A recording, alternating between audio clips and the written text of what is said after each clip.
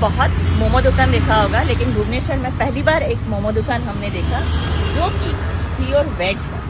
इसमें नॉनवेज का कोई लेना देना ही नहीं है। तो अगर आप मेरी तरह वेजिटेरियन हैं, प्योर वेजिटेरियन हैं, देन आप यहाँ आ सकते हैं। और यहाँ पे वैराइटीज ऑफ मोमो मिलता है, paneer momo, mushroom momo, veg momo, soyabean momo, tomato momo, यहाँ तक कि यहाँ पे सूप भी बढ़िया मिलता है और अमेरिकन कॉर्न भी मिलता है। तो यहाँ पे आइए और एंजॉय कीजिए। ये पटिया स्टेशन रोड पे ही है, ऑन द रोड ही है। तो आके यहाँ पे एंजॉय कीजिए। यहाँ का माहौल भी बहुत अच्छा है, यहाँ पे बहुत लाइटिंग। हाँ। आपने अभी गैंगटॉक मोमो से मोमो खाया? हाँ। कैसा लगा? मोमो थोड़ा कुरकुरा था और स्पाइसी भी था। अच्छा लगा? हाँ। फिर खाओगे? हाँ। Thank you.